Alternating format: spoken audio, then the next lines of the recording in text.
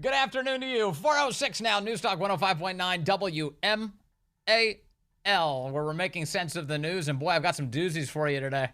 Coming up, Collin Anderson will join us as the Biden administration pretends that electric vehicles are fantastic. And you should see the tyrannical steps they have to take to make that magic happen. And then Nikki Neely is going to join us coming up at 5 o'clock. She's the founder of Parents Defending Education, testified today before the United States Senate as Democrats were reeling from hearing their own words read back to them, the types of books that are being put into the schools.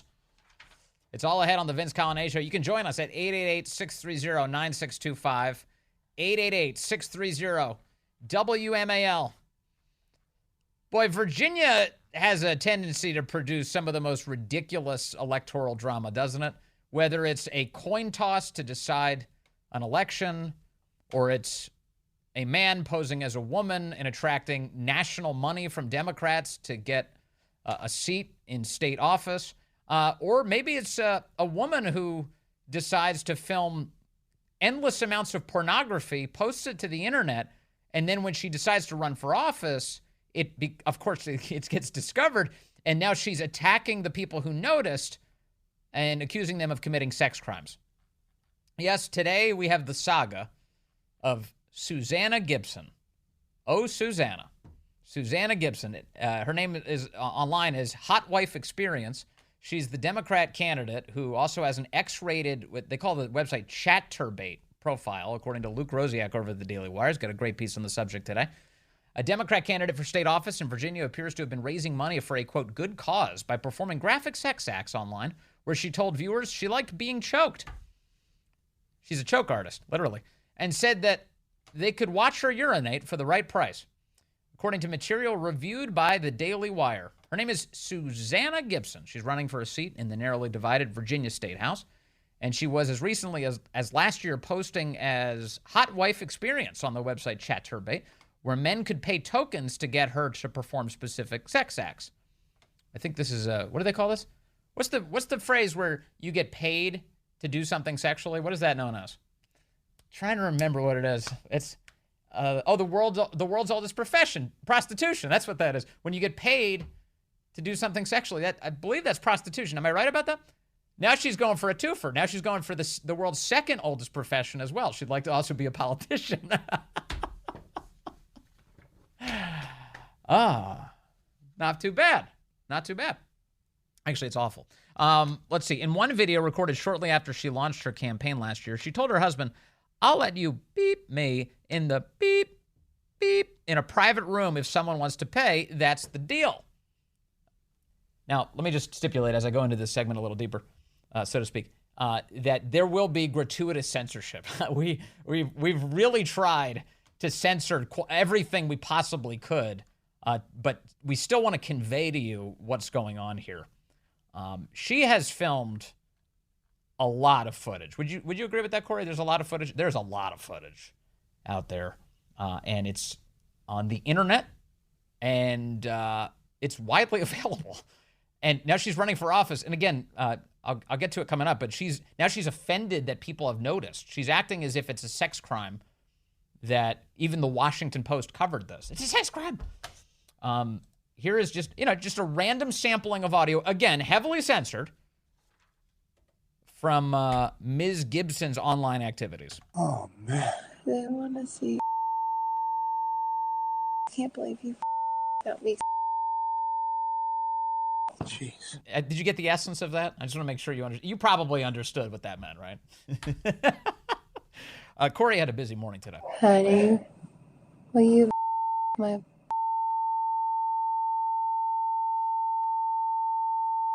What's wrong with some of y'all? Mm-hmm. Jesus. Mm-hmm. Anyway, let's see. She said in another video, she appears to say for the right price, viewers could watch her urinate. Quote, y'all can watch me pee if you tip me and some tokens, she said. I don't think she said it like that. I'm taking the edge off the way she delivered it, probably. Again, I'm raising money for a good cause. What's the good cause? What could you possibly be raising the money for? It's a fundraiser to feed starving children in Africa. What could she? Quote, I like being choked. I like being hit. I do, she said in one video posted exactly a year ago, September 11th of 2022. Obviously, September 11th. That's how she commemorates September 11th. She said, I just want a private room with somebody filming their bleep so I can come look at it. Bleep, she said. Oh, bleep. I want to bleep. Get bleeped by all of you, she said. She also said that for 500 tokens, I'm not sure what the exchange rate here is on tokens to actual cash money, but my guess is it's a lot. She would order room service in the hotel and then cause the delivery person to see her naked. And she says, and then she gave a quote about what a dirty girl she is, something like that. But here's the thing. I do have a question about this. Isn't that a crime? Isn't setting someone up to see you naked a sex crime? Isn't that? I think it's called exhibition, right? Where you're flashing people intentionally. I'm going to call the room service guy. If you pay me, I'll call the room service guy. And then when the guy pops open the door, or maybe some woman, the poor woman rolling a cart of food up, opens the door, then you're going to encounter this fine, upstanding member of the Democratic Party standing there naked. Oh, yeah. That's the stuff. Gibson relayed that she's had sex with 3 men in one day. And, quote, don't tell my husband that he was the third. I would say I'm ethically non-monogamous, but I guess that 3 in one day was not.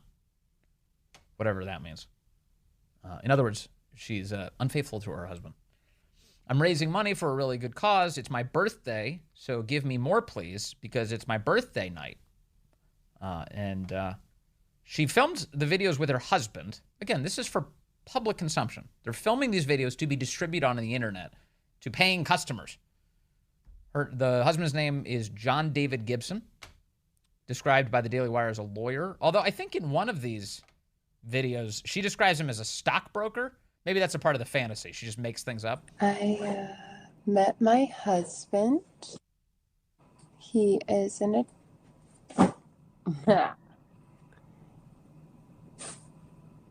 He's a stockbroker. I'm not. Was she about to say attorney? I think she was about to say attorney. Yeah, she hesitated. She almost gave up her real life.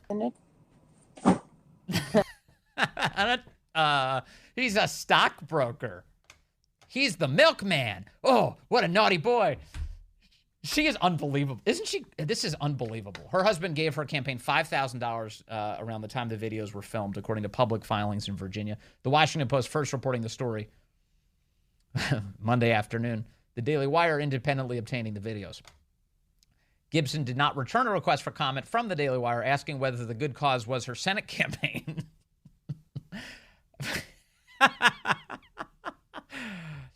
You know, normally it takes electing these people first for them to crap all over you.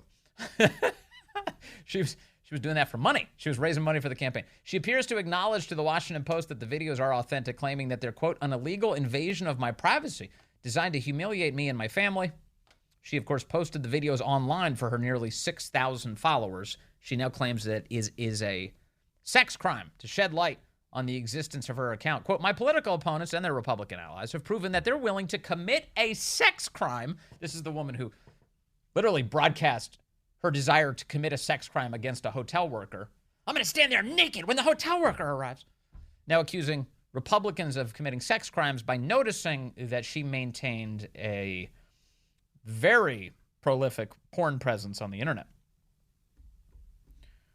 Let's see. There's no line they won't cross to silence women when they speak up, Gibson told the Washington Post. Now the victim of our story. The Daily Wire points out that she appeared alongside U.S. Senator Tim Kaine on Saturday in her campaign. They were both fully clothed. She also is running against Republican David Owen in the November 7th election, in which early voting begins on September 22nd. The seat is Henrico County, and as it would be appropriate for this story, it's a swing seat. It's a swing seat in Henrico County in suburban Richmond. She's endorsed by Moms Demand Action. I will say, I don't know if Larry O'Connor was the first to come up with this, and I know, look, the jokes here are so obvious. Moms Demand Action. So maybe that's what it was, but I had a spit take this morning listening to Larry O'Connor talk about it. He said something effective. I don't think that's the kind of action they were talking about. But Moms Demand Action, really funny. and they're a far left group. And Gibson's largest campaign donor is the Clean Virginia Fund, which may also have to change its name. It's the Dirty Virginia Fund now. Dirty girl. So she's making all this crazy porn, and then all of a sudden people notice, and now she's the victim of our story. Isn't this amazing? Now, the media's coverage of this is as predictable as the sunrise. It is so what's happening today is, A, they're taking her side on this. How dare these Republicans pick on her? And B, they're not even telling you the party affiliation of the person in question. They're just covering it up. Here's CBS's actual headline today. A Virginia election candidate responds after leaked tapes show her performing sex acts with her husband. A Virginia election candidate. When do they ever do that for a Republican? A Virginia election candidate responds. Oh, come on.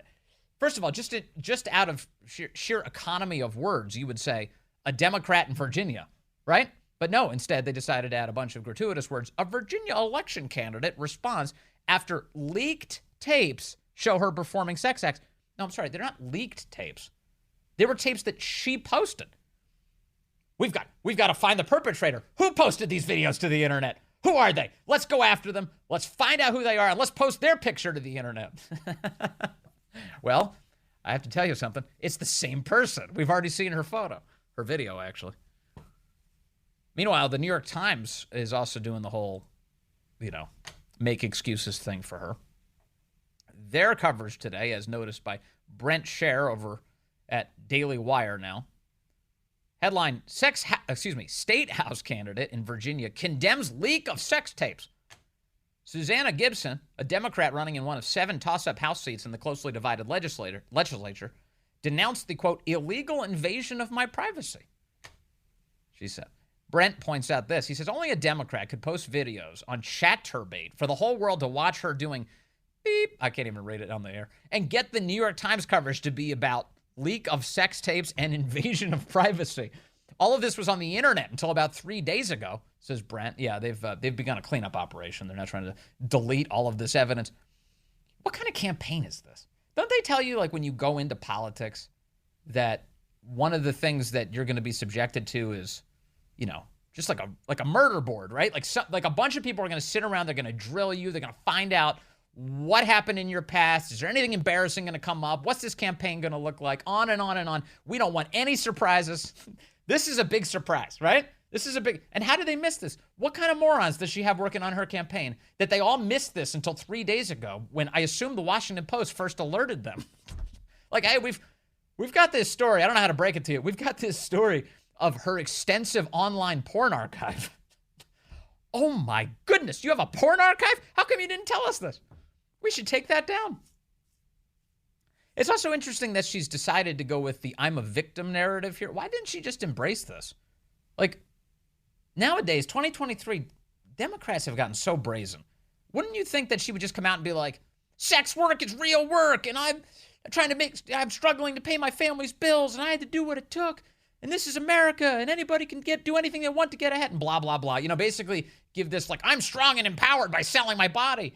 Like, make that the speech, rather than you've invaded my privacy by sharing publicly available videos. What is even going on here? Good afternoon to you. It is 4:35 now, News Talk 105.9 WMAL, where we're making sense of the news. Coming up, top of the hour, Nikki Neely joins us, president and founder of Parents Defending Education. She testified before the United States Senate today about the deeply explicit content that Democrats are pushing on kids. Yes, when they're not making porn, they're shoving it in our kids' faces. You can join us today at 888-630-9625, 888-630-WMAL.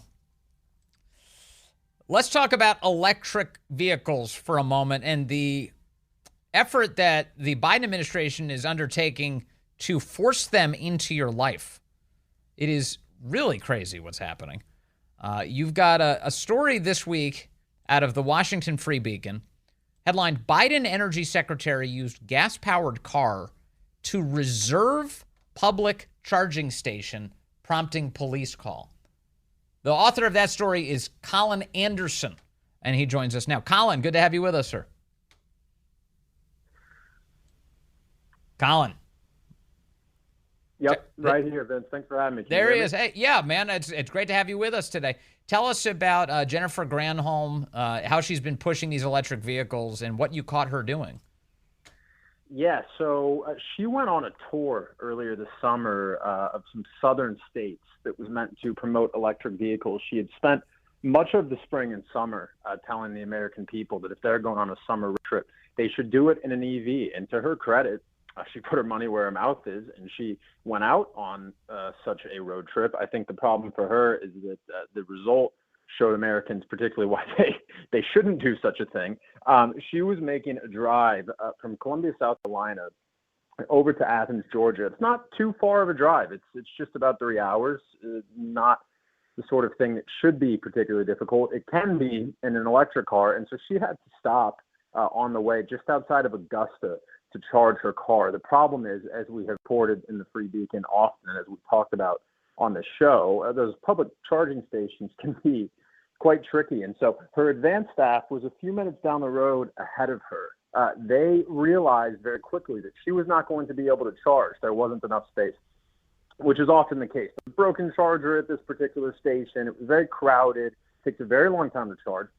And so her staff decided that what they would do is they would take one of their gas-powered cars, I believe it was just an everyday Toyota Corolla in this case, and they would block out a spot for Jennifer Granholm to pull up and fit right into to charge her EV. And, of course, the people behind them did not find this to be particularly exciting. And so there was one person who had a baby in the car. This was like a very hot day in Georgia. We're talking about the South here.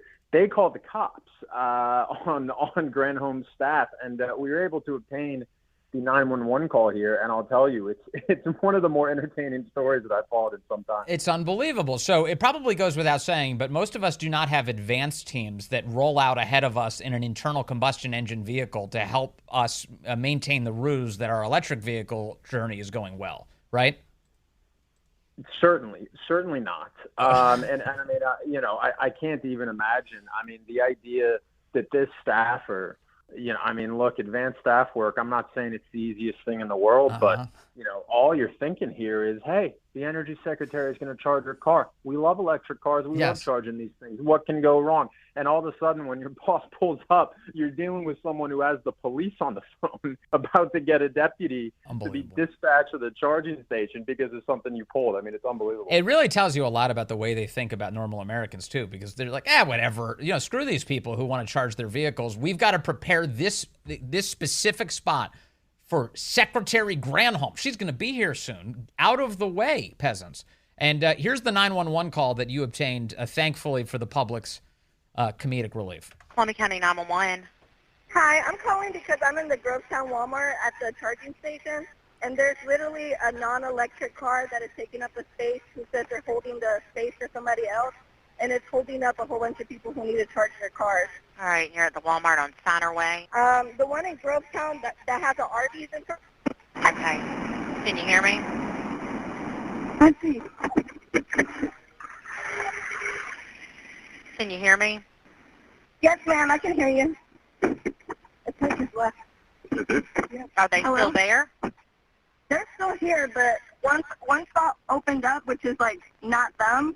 But there's other people who are waiting to charge, and they're still here, and they're not an electric car. And the sign says that it has to. You can't park here unless you're charging. Yeah, that makes sense. So we've gotten to a really ridiculous era, haven't we, Collin? Yeah, it's quite absurd, and I mean, obviously, I'm grateful for the fact that we managed to learn afterwards that this person was talking about Jennifer Granholm, because to your point, I think the people should know this. I would love to have heard the reaction from this driver if they knew that this wasn't just anybody pulling something for a friend, that we were talking about government intervention here in this public charging station. And what's funny about it is we pressed Granholm and the Department of Energy a number of times here to get any sort of response. And essentially all that they've said to us is, hey, President Joe Biden's concerned about this, and he's thrown a lot of money at it, which is quite a response, because I think they've shown in action that the money hasn't really worked. Right, exactly.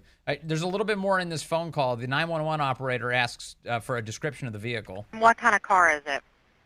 It's a Corolla. It's black. Do you see You see a tag number? I can get it, but they said that their person's going to be here in 2 minutes that they're holding the spot for, so maybe. Well, now I'm charging, so I don't even care anymore, but yeah. Okay, I've got a deputy on the way. So they had to send a deputy. Do we know what the result of that interaction was? Or did the police have to confront Secretary Granholm or anything? Yeah, so the police told us that they did indeed send a deputy. I think in this case, the use of these charging stations, of course, is a matter of a private policy and not necessarily state or local law. So I believe that the Sheriff's Department eventually determined that there was nothing that they could do here, no arrest. They did dispatch an officer, though, and we asked for any sort of footage. Unfortunately, we're told that there is not any. So all we're going to have to go off of in this case is the 911 call. But I think I'm quite happy that we managed to get that. Yeah, I mean, Granholm is like such a bubbly, corrupt person, isn't she? I mean, remember early in the administration, she had all of this investment in an electric bus company that she didn't divest from as the administration was pushing all of this EV expenditures by the federal taxpayers. She then eventually divests, and I believe didn't that bus company end up collapsing, and she got out well ahead of the collapse? Yes, so that company that you're referring to, Proterra, they had indeed filed for bankruptcy. Obviously, their stock price took quite a massive hit as a result. I think, thankfully for Jennifer Granholm, as you have mentioned here, she had sold her stock before then, but she did not sell it until the Biden administration decided that they would prop up this company on a number of occasions. I believe Biden at one point said that this company was going to help the United States secure the future. People were very, very excited about the prospects of such a company with government on its side. And of course, yes, Jennifer Granholm got out right at the exact perfect time. And I think we've seen that with a number of government officials. Yeah, it's almost like a Hunter Biden business scheme in some ways, because Joe Biden showed up at the Proterra plant and was hawking this thing, or at least did a virtual tour or something. But he was promoting this product, and it juiced up the share price of Proterra, and Jennifer Granholm made out like a bandit. And now, what does she care? She's not even invested in the company anymore, so it's fine if it collapses. It's an important point, and I think anytime you're talking about this government money going out of the door, you have to follow it. And we've done that quite a bit at the Free Beacon, and it's stunning. I think the number of occasions where you see, very, very large, big name billionaire donors on the left who just so happen to be invested in all of these companies that are getting, billions and billions of dollars in subsidies, if not direct support from the Biden administration. I think Yes. that's emblematic of the green energy industry in general. And one other thing here, you have got this great 911 call that it really exposes what a phony Jennifer Granholm is. They have to send government employees out ahead of her with an internal combustion engine. Thus, all they're doing is putting out more emissions by virtue of both the construction of the electric vehicle and the internal combustion engine out ahead of them, and stopping American citizens from using charging station in cars that the government's forcing down their throats. That's all happening. But it reminds me also of Pete Buttigieg's experience with the same issue. Remember, Pete Buttigieg pretended that he was riding his bicycle to work to be green, when in fact he was riding in an SUV until he was a block away, and then he would get out like he was a kid being dropped off at school but didn't want to be embarrassed by his parents, and then he would get on the bike and pretend he had ridden the whole way. I'm glad you mentioned it. There was an NPR reporter who was on this specific EV tour with Jennifer Granholm, and at one point they take a photo from the back of her EV that she was presumably driving or riding in, and you see right behind her car this massive caravan of huge blacked out Chevy Suburbans. Obviously, they're not plugging into these chargers. They're about as gas guzzling as you can get. I, of course, have no problem with that. They're great vehicles. They're comfortable. I take them as often as I can. Yeah. But again, pretty funny situation. Yeah, it's amazing. Anyway, thank you for this. It's hilarious, and I think really revealing of what kind of people these people are. Thank you very much, Collin Anderson over at the Washington Free Beacon. Such a great news site. Thank you, sir. Yeah, thanks for having me. Isn't that great? Isn't that the best? And by the best, I mean the worst. But it's just so funny that they. It's Granholm is pretending like she's on this great American road trip in an electric car. Look at me hitting the open road in my green car, and she's got a fleet of gas guzzlers all around her, advanced people holding parking spots for her so she can charge for hours on end. Columbia County 911. Hi, I'm calling because I'm in the Grovetown Walmart at the charging station, and there's literally a non-electric car that is taking up the space who says they're holding the space for somebody else. I mean, isn't it? It's perfect. It's just perfect. It really is. And Granholm's kind of deceiving. I always thought this. She's like I said, she's bubbly. She's kind of cute. I don't know. I kind of dig the look. She's like, and she's like rolling around talking about nothing. And of course, she's just lying to you. She's like, she's making out like a bandit. She's invested in all these green companies. She doesn't divest until the government comes in and starts hawking all these products.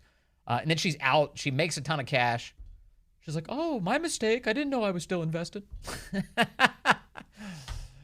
Really, really just amazing, the lengths to which these people will go. Speaking of that, coming up, I've got some information for you on the insanity that the left has undertaken when it comes to the books that they're putting in the kids' schools. There was a lefty writer this week, a journalist, who decided that he would finally check out one of the books from a local library that has been the subject of all of this debate, where parents are going, what are they teaching these kids? Why is that book, of all books, why is that book inside my kid's school? So this lefty journalist takes the book out at the library, actually goes to the library and says, hey, do you have this book? And the librarian looks at him with a look of shock on her face, like, are you sure you want this book? And he's like, yeah, I want the book. So he takes the book, he cracks it open, and what he discovered when he read this book may not shock you, but it definitely shocked him. Details ahead. It's 4:48 now. You know, journalism used to be about digging in and finding out some answers and then sharing them with the public rather than just, inventing things or burying inconvenient stories. And this week, there is a man by the name of Ayman Ismail who committed an act of journalism in a publication called Slate. He's a lefty. They're lefties. But he posted that today he was promoting his own piece, and he posted on Twitter that he lurked a right-wing channel on Facebook. That is, he was spying on a conservative Facebook group. That's what he means.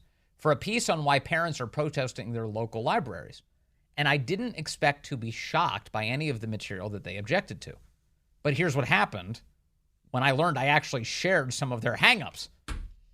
Yeah, the piece is called Closed Book. I watched book bans happen in real time. I thought they were all hysteria. Then I opened one of the most challenged titles. The book that he's referring to is called It's Perfectly Normal. It's Perfectly Normal. The author is named Robbie Harris. And so he went to his local library and asked the librarian whether or not they had the book. Her eyes widened when she recognized the cover. Do we have this book? She asked another librarian. She joined her at the terminal. What is it? A sex ed book for kids? She asked. I've seen this one before. It's like really, really detailed, she answered with a nervous smile, like very graphic. The senior librarian took a closer look. Is this one of the ones that's being banned? She asked. Yeah, he responded. That's pretty much exactly why I wanted to check it out. Well, there's 2 copies available at this other branch. We can order it and place it on hold for you. He returned a week later to pick it up. And it took a while for him to find it, I guess, is he says in so many words. Eventually, he does find it. And he says, it's now not difficult to see why this book has been an effective cudgel, both in recent years and practically since it was published. Its images are particularly blunt and graphic. Articles and social media posts about parents' concerns over those cartoons are often blurred out, and it proves the point, he says. He said that he felt sure that as a 34-year-old father of 2, that there would be nothing in the book that would offend my sensibilities. He's like, I'm going to read it. Who cares? How could it offend me? I'm a 34-year-old dude. He said he'd heard nothing but glowing reviews from sex ed professionals. Probably need to work on that industry if that's the case. About the child-friendly language in the book. But flipping through the book's pages, finally, I was a little shocked, he said. I had an involuntary reaction to seeing the nude cartoons, like I needed to make sure I was alone and hide the book. I skimmed ahead to look at the rest of the book briskly. On virtually every page I stopped to examine, I was confronted with detailed drawings of genitals. It felt like every page had a cartoon of a naked body. Now remember, I wanted you to know what he's talking about here. The book is intended for children ages 10 and over. 10 and over. He said the entire book made him uncomfortable, so much so that he looked over his shoulder to see if others could see what he was looking at. On and on and on. There were comic illustrations of two babies showing their different genitals. The text invites the reader to ask questions about sex to someone they know and trust. And remember, there are no stupid questions. Then it says that there are differences between sex and gender. Of course they do. The next few sections follow much of the same pattern. There's an illustration on page 9, he said. The chapter is called Making Love. There are 3 graphic images that show adult bodies having sex. He said he referred to it as eye-popping. I was sure, he says, I wouldn't hand this book to my kids when they are 10. And I began to wonder if my own allergy to the, quote, book-burning fervor, if I had been a little too dismissive of the parents at the root of this fight. Eye-opening. Just imagine actually doing some journalism, popping the book open and being like, oh my God, this is not the kind of thing that should be in front of a 10-year-old. He found out by actually just checking. More on this in a moment. We're going to be joined by Nikki Neely. She was testifying before the United States Senate today as this issue takes center stage. Democrats continuing to defend pornography in schools. Republicans reading it out loud now for all the world to see. And causing some chaos in the United States Senate today. That's all ahead.